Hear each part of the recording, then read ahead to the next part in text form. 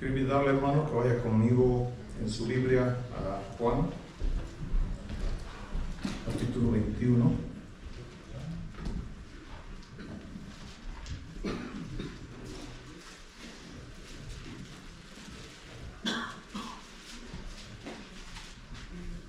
Y estaremos dando lectura del 15 al 24.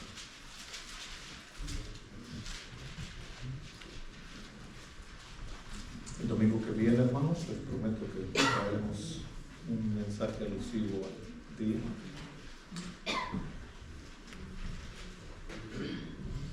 Lo tenemos, dice la palabra del Señor. Cuando hubieron comido, Jesús dijo a Simón Pedro: Simón, hijo de Jonás, ¿me amas más que estos? Le respondió: sí, Señor, tú sabes que te amo. Él le dijo: apacienta mis corderos. Volvió a decirle la segunda vez: Simón, hijo de Jonás, ¿me amas? Pedro le respondió: sí, Señor, tú sabes que te amo. Le dijo: pastorea mis ovejas. Le dijo la tercera vez: Simón, hijo de Jonás, ¿me amas? Pedro se entristeció de que le dijese la tercera vez: ¿me amas?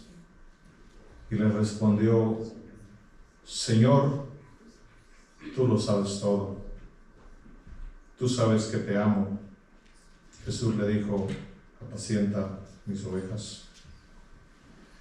De cierto te digo que cuando eras más joven te ceñías e ibas a donde querías, mas cuando ya seas viejo extenderás tus manos y te ceñirá otro y te llevará a donde no quieras. Esto dijo, dando a entender con qué muerte había de glorificar a Dios. Y dicho esto, añadió: sígueme. Volviéndose Pedro, vio que le seguía el discípulo a quien amaba Jesús, el mismo que en la cena se había recostado al lado de él. Y le había dicho: Señor, ¿quién es el que te ha de entregar? Cuando Pedro le vio, dijo a Jesús: Señor, ¿y qué de este? Jesús le dijo: si quiero que él quede hasta que yo venga, que a ti, sígueme tú. Este dicho se extendió entonces entre los hermanos que aquel discípulo no moriría. Pero Jesús no dijo que no moriría, sino: si quiero que él quede hasta que yo venga, que a ti. Este es el discípulo que da testimonio de estas cosas y escribió estas cosas, y sabemos que su testimonio es verdadero. Vamos. Buen Dios, Padre, queremos darte gracias porque en tu misericordia, y aun cuando no hay fuerza, Señor, tú nos permites ponernos de pie para poder estar acá. Padre, que esta noche, Señor, tu palabra pueda llegar a nuestro corazón, no solo a quien la escucha, sino al exponente, Señor. Que tu misericordia y tu gracia nos cubra, que tu perdón, Señor, sea nuestro refugio. Y que, Padre, podamos, Señor, salir desafiados a vivir una vida mejor para la honra y la gloria tuya. Gracias porque enviaste a tu Hijo, Padre, a morir en la cruz del Calvario por nuestros pecados, para que aquellos que han depositado su confianza en ese maravilloso sacrificio puedan tener la seguridad del perdón de sus pecados y la seguridad de la vida eterna, Señor. Que en estos tiempos en los cuales, aunque estamos claros que no fue la fecha en que tú naciste, Señor, es un tiempo que aprovechamos para recordar, ya que el corazón de los hombres, Señor, de alguna u otra forma han sido impactados porque tú viniste a esta tierra, y aún aquella persona que no asiste a una iglesia, Señor, tiene conocimiento de que este día que viene pronto hace alusión a ti. Ayúdanos pues a, en vez de amargarnos, aprovechar y festejar por tu gracia maravillosa en Cristo Jesús. Amén.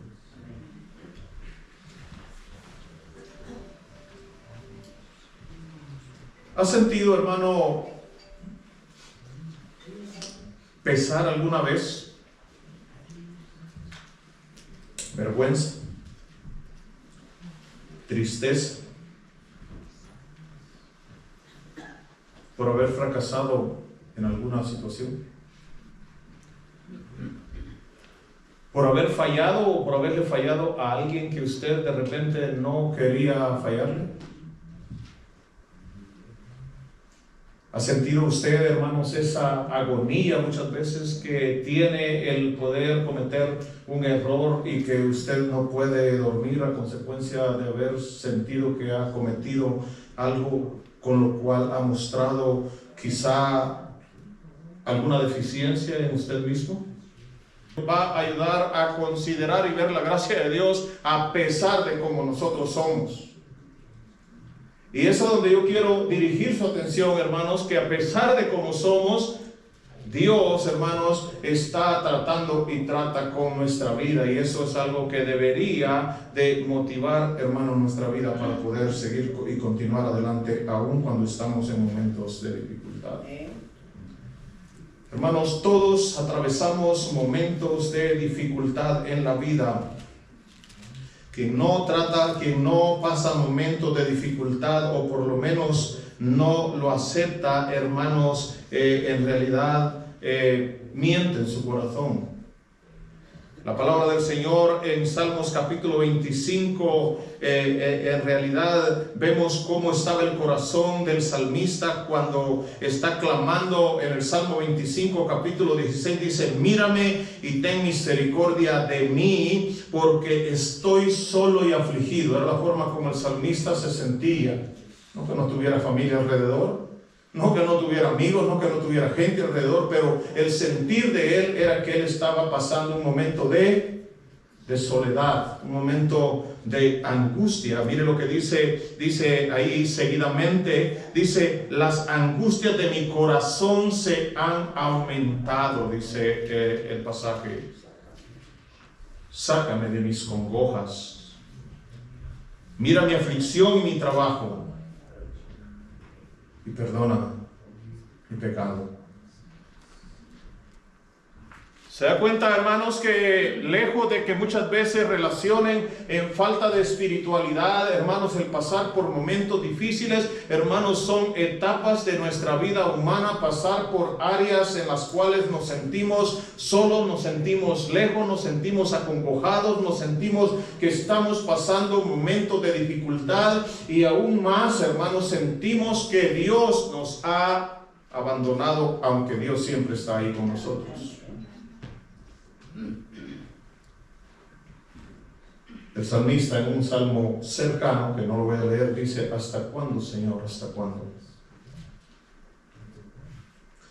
Así que nosotros, hermanos, muchas veces tendemos a pasar por momentos de dificultad, y no solamente pasamos por momentos de dificultad, sino que nosotros tendemos, hermanos, a hacer algunas cosas que no son correctas dentro de la perspectiva cristiana. Y en este pasaje encontramos que yo creo, hermanos, que el Señor claramente está confrontando a Pedro con un problema que él había pasado en el pasado.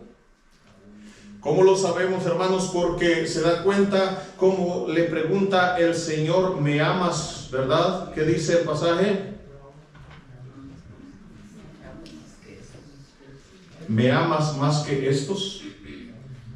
Y uno pareciera, hermanos, que eso no tiene ninguna importancia, pero cuando nosotros retrocedemos a unas páginas atrás en el relato, hermanos, de la historia de Pedro y del Señor Jesucristo, nos damos cuenta, hermanos, en Mateo 26, capítulo 36, que Pedro había dicho que él amaba más al Señor que todos los discípulos si era posible. Y no solamente eso, sino que él había dicho de que él estaba dispuesto a ir a la cárcel y entregar su vida por causa de Cristo. Dice el verso 33, mire, respondiendo Pedro le dijo, aunque todos se escandalicen de ti, ¿qué dice? Yo nunca me escandalizaré. Y luego dice el 34, Jesús le dijo, de cierto, te digo que esta noche, hermanos, ¿cuándo se iba a imaginar Pedro, el hombre con un carácter de alguna manera fuerte desde su apreciación, que metía las patas en muchas ocasiones, pero también acertaba en muchas circunstancias? ¿Y yo quién soy para ti? Y él le dijo, tú eres el Hijo del Dios. Y le dijo, bienaventurado eres Simón, ¿verdad? Porque esto no te lo reveló sino mi Padre que está en los cielos. Pero vemos, hermanos, que acá Pedro está pasando un momento de dificultad y el Señor lo sabe. Le dice, de cierto te digo que esta noche antes que el gallo cante me negarás 3 veces. Vean la respuesta de Pedro. Pedro le dice y le dijo, aunque sea necesario morir contigo, no te negaré. Wow. Todos conocemos la historia, ¿no es cierto? No te negaré. Y todos los discípulos dijeron lo mismo.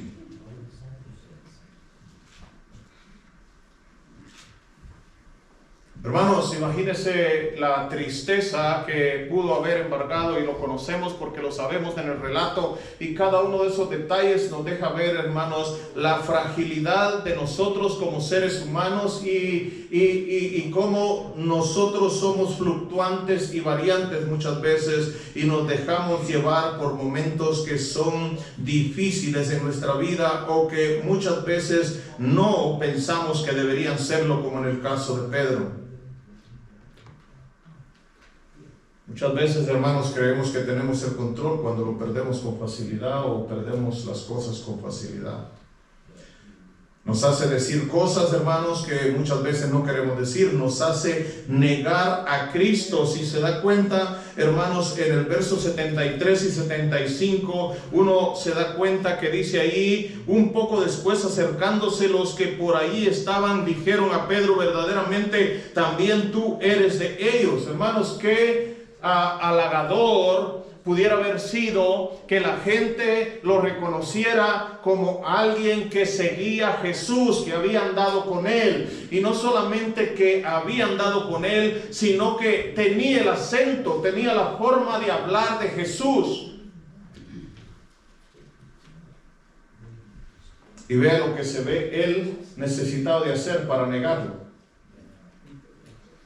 Y dice la palabra del Señor en el 73, un poco después acercándose los que por ahí estaban, dijeron a Pedro, verdaderamente también tú eres de ellos, porque aún tu manera de hablar te descubre.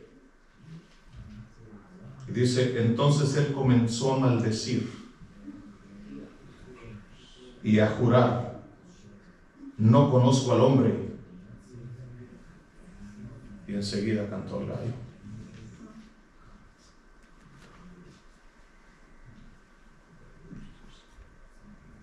Conocemos, hermanos, que esto llevó a Pedro a llorar con amargura en su corazón. Satanás había pedido la vida de Pedro para ser zarandeada y él había pasado, y Dios sabía, hermanos, Dios sabía, escuche, Dios sabía, a Dios nada lo agarra por sorpresa. Y es lo que el primer punto, hermanos, esta noche, hermanos, es que Dios nos usa a pesar de cómo somos. Dios nos usa a pesar de cómo somos, porque, hermanos, al fin y al cabo no se trata de nosotros, sino de su santa palabra, su santo espíritu y Él. Claro, nosotros estamos en un estado de formación donde cada día más debe de verse la gloria de Dios, la imagen de Cristo. Pero vemos, hermanos, que el Señor le está confrontando. Ve que me amas más que todos. ¿Qué había dicho él? Aunque otros te dejen, yo no te dejaré. Mi amor es tanto por ti, le dice, que yo estoy dispuesto no solo a ir a la cárcel, sino a entregar mi vida si es necesario. Hermanos, ¿qué nos deja ver esa situación? Que nosotros somos débiles, hermanos, y que sin Dios nada podemos, absolutamente nada podemos hacer. Y muchas veces, hermanos, la religión nos hace tener esa clase, ¿verdad? Y lo hemos escuchado, hermanos, y uno ve que ahí está la carne obrando. Por ejemplo, mucha gente que se le invita a venir a Cristo y dice, cuando yo me meta, yo sí voy a cumplir con el Evangelio. ¿Quién está hablando ahí? El yo. El yo. Él está pensando, esa persona está pensando que la vida cristiana está basada en su esfuerzo personal, que está basada en su carácter. Pero el Señor Jesucristo, que dice, separados de mí, ¿qué? Nada podéis hacer. Pedro se alejaba del Señor, metía las patas. Estaba cerca del Señor, hermanos, y podía caminar sobre el agua. Estaba lejos del Señor, lo negaba. Estaba cerca del Señor, sacaba la espada para poder atacar al siervo. Cuando estaba cerca del Señor, Pedro se sentía empoderado. Cuando estaba lejos del Señor, hermano, cometía un sinnúmero de situaciones. ¿Qué es lo que nos muestra? Nos muestra, hermanos, nuestra necesidad de tener la cercanía con Dios, porque sin Dios nada lo podemos hacer. Somos seres débiles. Nuestro carácter nos traiciona. Nuestras emociones nos traicionan. Nuestro ser, hermanos. Cuando eso pasa, hermanos, nos hace cometer cosas que no agradan a Dios, nos hace aún negar a Jesucristo. Pero ¿sabe algo que es el mensaje de esta noche? Que a pesar de esas situaciones, Dios nos ama. Acá está nuevamente el Señor Jesucristo tratando con el corazón de Pedro nuevamente. Y se da cuenta, hermanos, cómo la tercera vez que el Señor Jesucristo le sigue insistiendo, le sigue preguntando, Señor, ¿me amas, hermano? Él entonces como que le cae el 20 y entonces dice, se entristece. ¿Por qué se entristece? Y le dice, Señor, tú lo sabes. O sea, yo no voy a volver a cometer el mismo error que ya cometí en el pasado. Ya dije algo y te fallé, Señor. Tú sabes si te amo. Vemos, hermanos, entonces que el Señor Jesucristo está tratando con el corazón de Pedro, está tratando, hermanos, con la situación de Pedro. Hermano Martín Lutero dijo, pensé que el hombre viejo moriría en el bautismo, descubrí que el desgraciado sabía nadar.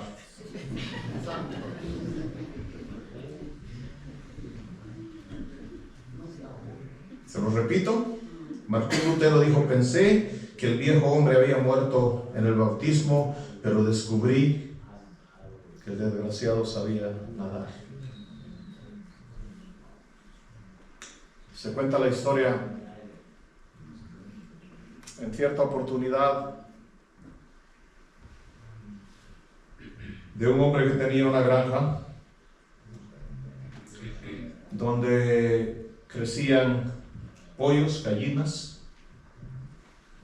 marranos. Y usted sabe lo que eso pasa cuando se usa una propiedad para esa gestión. Los animales pues habían contaminado todo y de repente pues todo estaba lleno de estiércol. Y de repente la propiedad le empezó a llamar la atención a una persona que tenía mucho dinero. Dijo, me gusta esta propiedad para poder comprarla y para poder edificar una casa en este lugar. Se me hace muy bonito, una granja, un bonito paisaje, se ve todo bien y bueno, no importa cuánto este granjero me pida, yo tengo el dinero, le voy a comprar la granja. Fue con el granjero, negoció la granja, le vendió la granja. Y este hombre empezó a transformar aquel lugar, hermanos, en un lugar diferente. Hizo su casa y puso algunas flores, jardines, algunas cosas y todo se veía muy bien. Pero de repente se vino una fuerte tormenta. ¿Y qué cree que pasó? Con el agua penetró Y la limpieza, hermanos, no había sido lo suficientemente profunda y ¿qué cree? Empezó a emanar cierto olor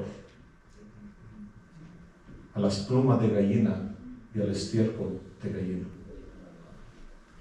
Muchas veces, hermanos, solamente tienen que caer ciertas circunstancias en nuestra vida para que el olor a lo que éramos empiece a emanar, se empiece a sentir. Por eso el Señor dice que metió a su pueblo en el desierto para saber lo que había en su corazón. Porque es en los desiertos de la vida, hermanos, que verdaderamente aflora quienes verdaderamente somos. Pero no solamente aflora lo que somos, sino aflora, hermanos, la necesidad que tenemos de Dios. Y eso es lo que nos debe de amparar y nos debe de ayudar. Así que, hermanos, vemos, lo primero es, hermanos, que Dios, a pesar de cómo somos, hermanos, Dios nos ama y no solamente nos ama. Yo pregunto, ¿quiénes confiarían en Pedro nuevamente para poderle dar una labor tan especial como la que le estaba dando el Señor Jesucristo?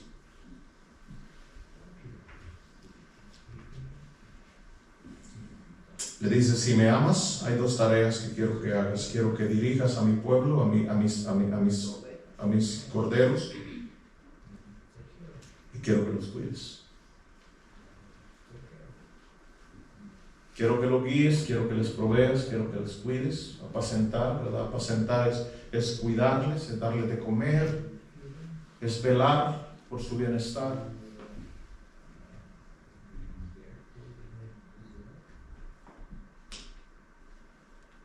Dirigir, hermanos, no es fácil. Pero vemos, hermanos, cómo Dios entonces, a pesar de quien Pedro era, a pesar de lo que había hecho, hermanos, a pesar de quién era Dios, conoce, hermanos. Dios no lo agarra nada por sorpresa. Dios, antes de que Pedro le fallara, Dios le dijo a Pedro, ¿sabes qué? Yo te he escogido, yo sé todo lo que tú estás cometiendo, de hecho yo sé que tú antes de que el gallo cante me vas a negar, Pedro, pero no te preocupes, yo igual estoy tratando contigo y tengo un trabajo para ti. Y gloria a Dios, hermano. Porque nuestro Dios no es igual que nosotros. Me ha consolado a mí a través de mi vida.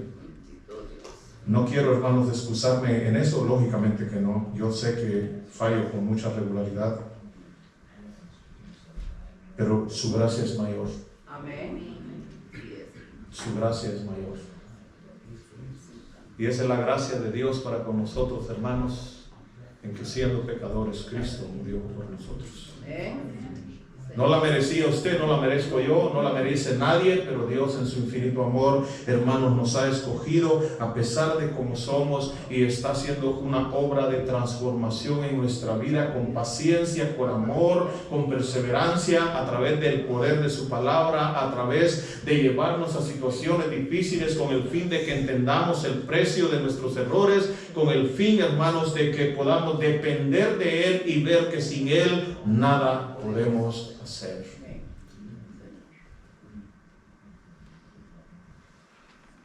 Estoy persuadido de esto, dijo Pablo, que el que comenzó en ustedes la buena obra la perfeccionará hasta el día de Jesucristo. ¿Somos perfectos? No, pero estamos siendo formados y estamos siendo perfeccionados, y eso es para lo cual Dios nos ha llamado y nos ha escogido. ¿Cree que la gente que no viene a la iglesia, que no tiene temor de Dios, siente remordimiento muchas veces por las cosas que hacen? No. ¿Usted cree que se levanta durante la noche diciendo, Señor, perdóname porque volví a fallarte? No. ¿Usted cree que hay pesar, que hay angustia, que hay vergüenza? ¿Y sabe qué, hermano? Eso es bueno sentirlo, porque eso nos hace ver que somos hijos de Dios. Si no fuéramos hijos de Dios, no sintiéramos absolutamente nada, ni siquiera el remordimiento de sentirnos de haber cometido algún error. Gracias por el perdón de Dios, hermanos. Gracias por su gracia maravillosa. Gracias porque a pesar de cómo somos, hermanos, Dios nos permite seguir adelante, porque Dios nos ha escogido para su honra y para su gloria. Segunda cosa, hermanos, vemos que Dios nos hace parte de su obra sin merecerlo. Me llama la atención y quiero que vea, dice, apacienta mis ovejas. Hermanos, ustedes no son la iglesia mía, no son la iglesia, hermanos, que pertenece a alguien en particular. Cada uno de ustedes, escuche bien, hermano, cada uno de ustedes son personas que han sido comprados con la sangre preciosa de Cristo Jesús. Cristo pagó el precio, no yo. Cristo es el que pagó el precio. Por eso, hermanos, en el libro de los Hechos, capítulo 20, el apóstol Pablo, hermanos, está despidiéndose de la iglesia de Efeso, está reuniéndose con los ancianos de la iglesia, está dándoles alguna serie de recomendaciones a la iglesia, porque él dice: yo me tengo que ir. Hermanos, los pastores se van, pero la iglesia no, la iglesia sigue adelante.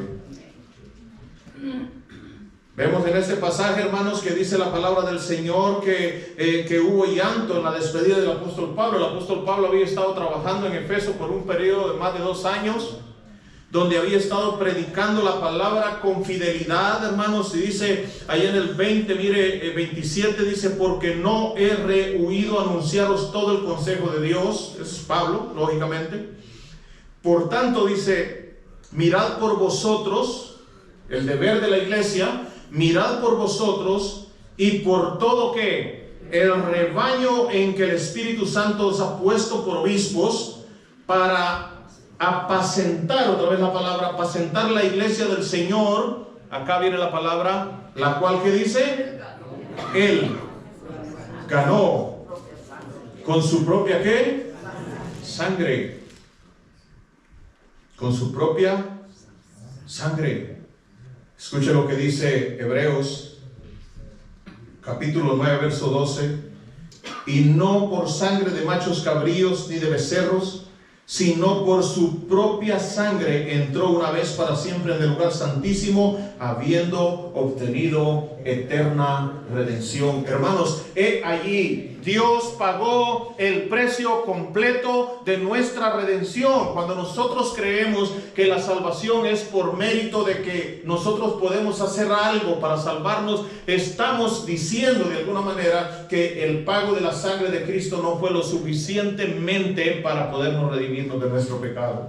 Pero dice la palabra del Señor ahí en Hebreos que Él, a través de su sangre, compró la iglesia. Hermanos, usted y yo somos comprados por precio. Por eso la palabra del Señor dice que basado en que hemos sido comprados con precio, debemos de glorificar a Dios en nuestro cuerpo y en nuestro espíritu, los cuales hoy le pertenecen a Dios.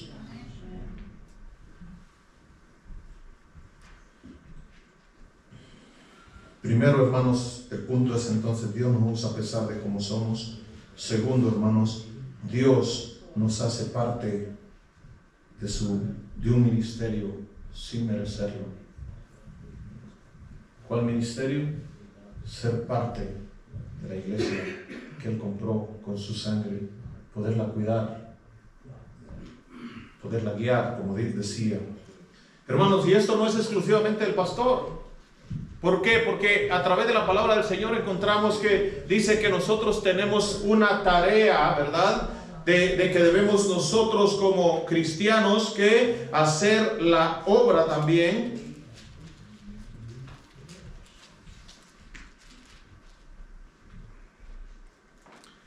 Dice en Efesios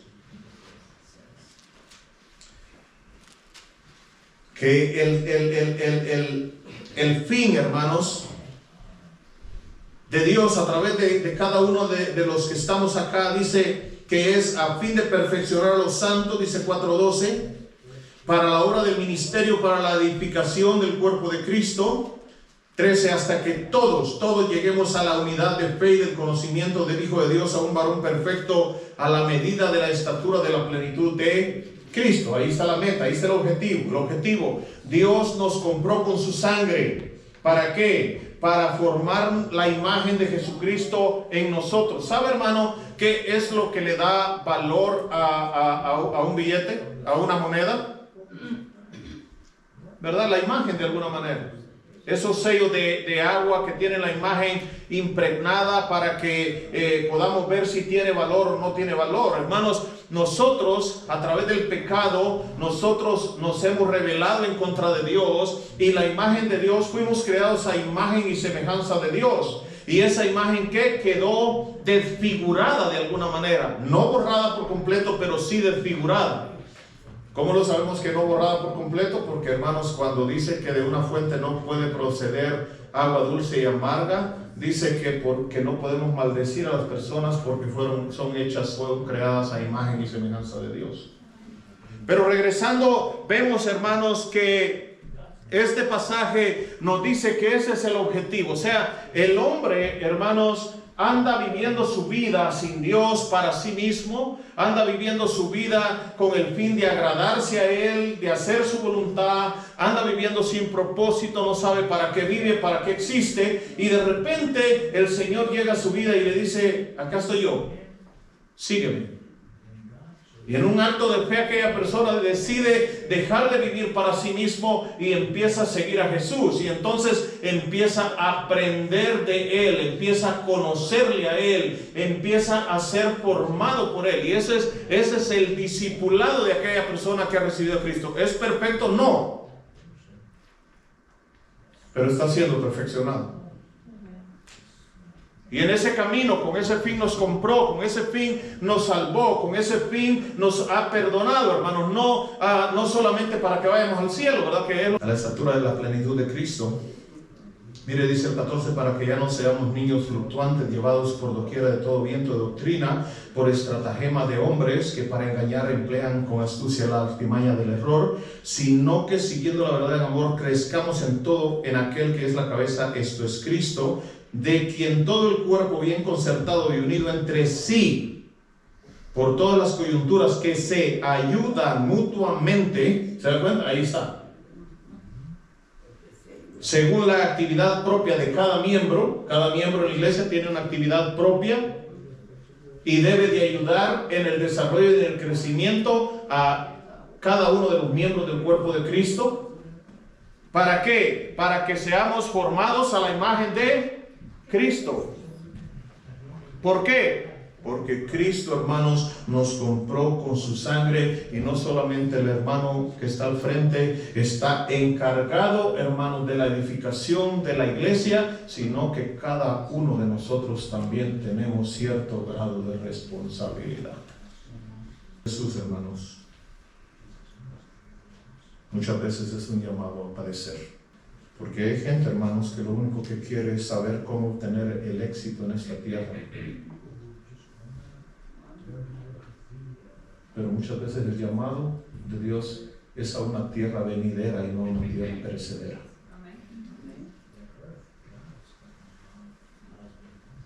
Me decían ellos que lamentablemente hay personas que en su debido momento, ¿verdad?, relacionan, hermanos, las situaciones de enfermedad o las situaciones de pobreza con estar en pecado o con estar viviendo una vida fuera de la voluntad de Dios, y eso no es verdad. Aunque una persona puede ser rica, y qué bueno si lo es, hermanos, el no serlo no quiere decir que esa persona esté fuera de la voluntad de Dios. Una persona puede estar sana y puede estar fuera de la voluntad de Dios, y escuche, una persona puede estar enferma e igualmente puede estar dentro de la voluntad de Dios. Eso no es un parámetro para medir nuestra relación con Dios. ¿Por qué? Porque, hermanos, el ministerio, Dios nos llama no solamente, hermanos, a vivir, sino también a padecer por Él, y eso es lo que la palabra del Señor dice e invita a Pedro, mire, dando a entender con qué muerte había de morir. Le dice en el 18: de cierto te digo, cuando eras más joven te ceñías e ibas donde querías, mas cuando ya seas viejo extenderás tus manos y te ceñirá otro y te llevará a donde no quieras. Esto dijo, ¿qué dice ahí? Dando a entender que con qué muerte había de qué. ¿Había de qué? Glorificar a Dios.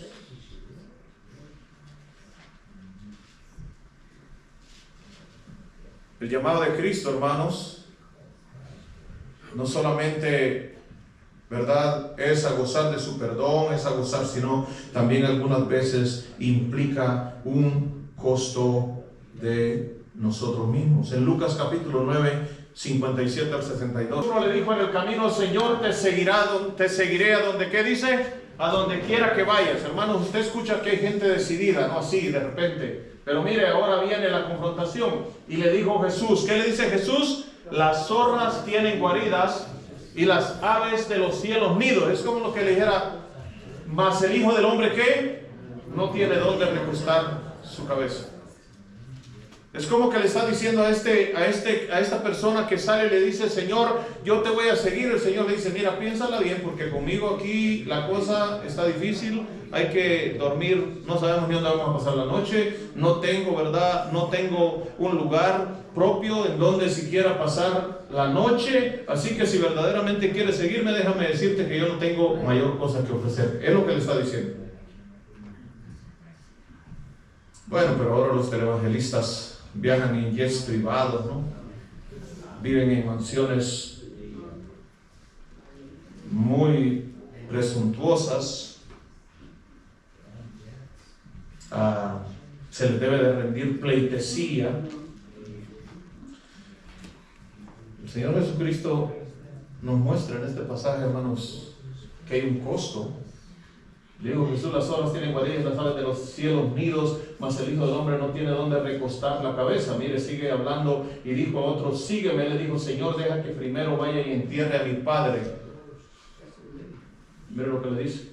Jesús le dijo: deja que los muertos entierren a sus muertos y tú ve y anuncia el reino de Dios.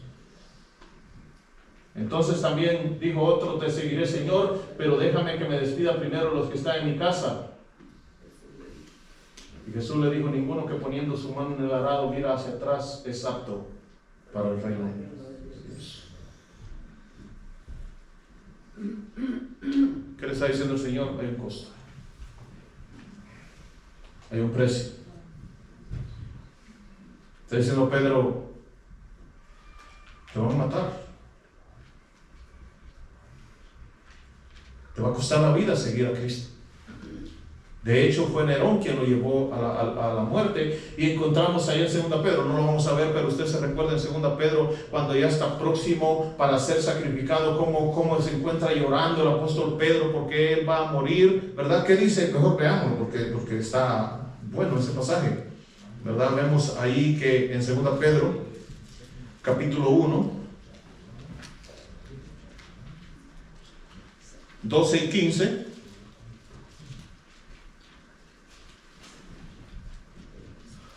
dice, mire cómo está él: por eso yo no dejaré de recordaros siempre estas cosas, aunque vosotros las sepáis y estéis confirmados en la verdad presente. Dice: pues tengo por justo, en tanto que estoy en este cuerpo, el despertaros con amonestación. Mire, sabiendo que en breve debo de ¿qué? Abandonar. Él sabía que su tiempo estaba por llegar. Y él seguía cumpliendo con la tarea que Dios le había encomendado. ¿Cuál era la tarea? Guiar, apacentar, proveer, cuidar, velar por el bienestar de la iglesia hasta su muerte. Sabiendo que en breve debo de abandonar el cuerpo por como nuestro Señor Jesucristo me ha declarado. El Señor le había dicho, hermanos, que Pedro iba a morir. De hecho, fue Nerón quien la tradición dice que le crucificó, y que él pidió ser crucificado boca abajo porque él no se consideraba digno de morir como había muerto su Salvador, el Señor Jesucristo. Cuando entendemos, hermanos, el llamado del Señor, no solo nos da fuerza para vivir, sino también para morir. Que Dios nos ayude. Amén. Me llama la atención acá en este pasaje Pedro, hermanos, porque a pesar de que viene saliendo de una situación, mire lo que vuelve a hacer. Recuérdese que el Señor Jesucristo le dice que Él va a morir, ¿verdad? Él está claro que lo que le está diciendo el Señor es: sígueme, ¿verdad? Y seguirme a mí te va a costar la vida.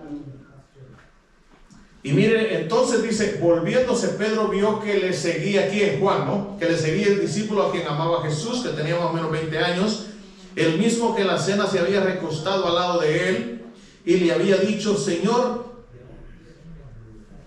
¿quién es el que te ha de entregar? Juan había preguntado porque estaba más cerca de Jesús. Cuando Pedro le vio, dijo a Jesús: Señor. Entonces yo me imagino a Pedro caminando, ¿verdad? El Señor le está diciendo y le dice: ¿y qué? ¿Y Juan también va a padecer lo mismo que yo? O sea, eso es, ¿verdad? El pasaje, el contexto eso nos enseña. O sea, básicamente, hermanos, está, ¿verdad? El Señor le dice: mira, Pedro, tú vas a tener que padecer, vas a morir, con tu muerte me vas a glorificar. Y van allí y viene Juan atrás, ¿verdad? Y le dice: ¿y este qué? ¿También va a padecer lo mismo que yo? ¿O qué? ¿O hay favoritismo, Señor?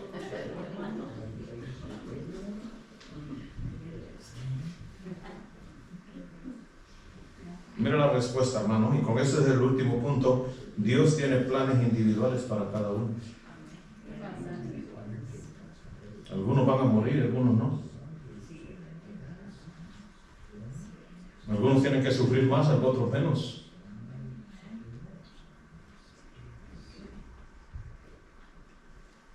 ¿Servía a Pedro Jacobo? Perdón, ¿servía al Señor Jesucristo a Jacobo? Sí. ¿Y Pedro? En su momento también. ¿Por qué Dios permite que le vuele la cabeza a Jacobo? ¿Y por qué libera a Pedro de la cárcel? Los dos eran discípulos, los dos habían andado con Jesús, pero a uno Dios le permite que le vuele la cabeza y al otro lo libera un ángel en la noche.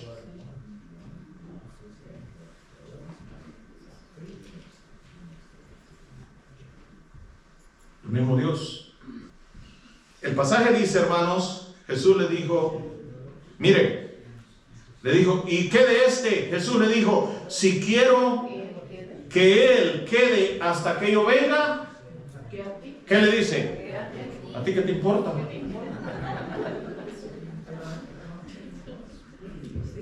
¿Se imaginan al Señor Jesucristo el diálogo con Pedro? Mira, Pedro, tú vas a morir. Y lo que yo voy a hacer con Juan, que no te quite el sueño.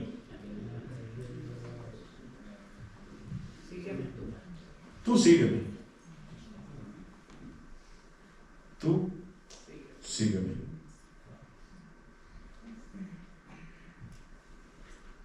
Mira, hermano, no es bien que se malinterpretan las cosas.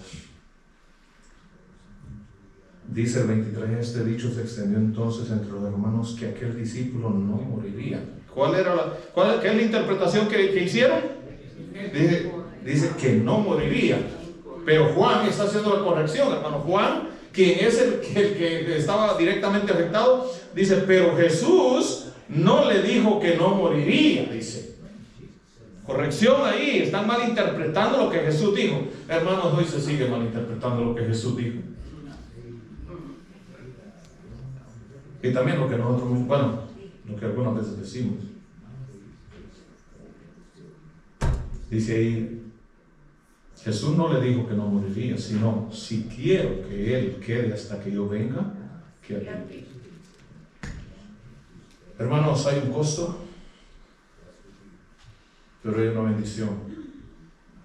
Y es que Dios ha venido a este mundo para hacernos parte de un proyecto en el cual le incluye a usted y me incluye a mí, del cual un día gozaremos por toda la eternidad. Y hoy sigue llamando personas para que vengan a Él, para que vengan a Él y para que sean parte de su reino.